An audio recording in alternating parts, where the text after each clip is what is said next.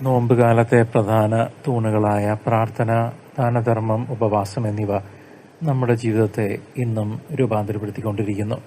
നോമ്പിന്റെ 24-ാം ദിനമായ ഇന്ന് ദൈവസമക്ഷം നമ്മെ തന്നെ താഴ്ത്തിക്കൊണ്ട് വിനീതമായ ഒരു ഹൃദയത്തിനായി നമുക്ക് യാചിക്കാം. അഹങ്കാരത്തിന്റെ കറകളില്ലാത്ത, പാപങ്ങളെക്കുറിച്ച് അനുതപിക്കുന്ന ഒരു ഹൃദയമാണ് ദൈവത്തിന് ഏറ്റവും സ്വീകാര്യമായ ബലി.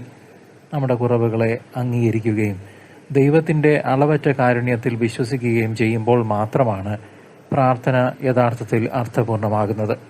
സ്വന്തം നേട്ടങ്ങളിൽ അഭിമാനിക്കാതെ സൃഷ്ടാവിന്റെ മുൻപിൽ ഒന്നുമല്ല എന്ന തിരിച്ചറിവോടെ നിൽക്കുന്നതാണ് വിനയം. ലൗകികമായ താല്പര്യങ്ങളിൽ നിന്നും സ്വാർത്ഥതയിൽ നിന്നും മുക്തമായി ദൈവഹിതത്തിന് പൂർണ്ണമായി കീഴ്വഴങ്ങിക്കൊടുക്കാൻ ഈ പുണ്യദിനം, ഈ 24-ാം ദിവസം നമ്മെ ഓർമ്മിപ്പിക്കുന്നു.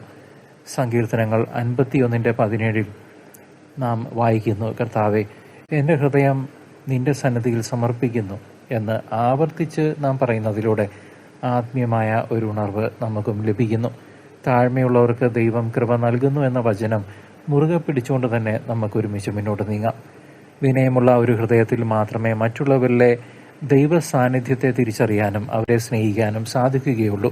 നമ്മുടെ പ്രാർത്ഥനകൾ കേവലം വാക്കുകളിൽ ഒതുക്കാതെ വിനീതമായ പ്രവൃത്തികളിലൂടെ പ്രകടമാകേണ്ടതുണ്ട്. അപരന്റെ വേദനകളിൽ പങ്കുചേരാനും അവരെ താഴ്മയോടെ ശുശ്രൂഷിക്കാനും സാധിക്കുമ്പോഴാണ് നോമ്പ് അതിന്റെ പൂർണ്ണതയിൽ എത്തുക. വിനയമാണ് എല്ലാ പുണ്യങ്ങളുടെയും അടിസ്ഥാനമെന്ന് വിശുദ്ധർ നമ്മെ പഠിപ്പിക്കുന്നു.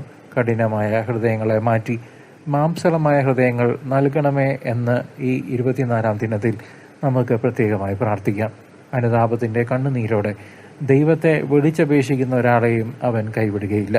ക്രിസ്തുവിന്റെ വിനീതമായ മാതൃക പിന്തുടർന്ന് ലോകത്തിന് പ്രകാശമാകാൻ നമുക്ക് ഏവർക്കും പരിശ്രമിക്കാം. വിശുദ്ധമായ ഈ നോമ്പ് യാത്രയിൽ വിനയം നമ്മുടെ കവചമായിരിക്കട്ടെ. ദൈവത്തിന്റെ വൻ കാര്യങ്ങൾ നമ്മുടെ ജീവിതത്തിൽ സംഭവിക്കുന്നത് വിനീതമായ പ്രാർത്ഥനകളിൽ കൂടിയാണ്.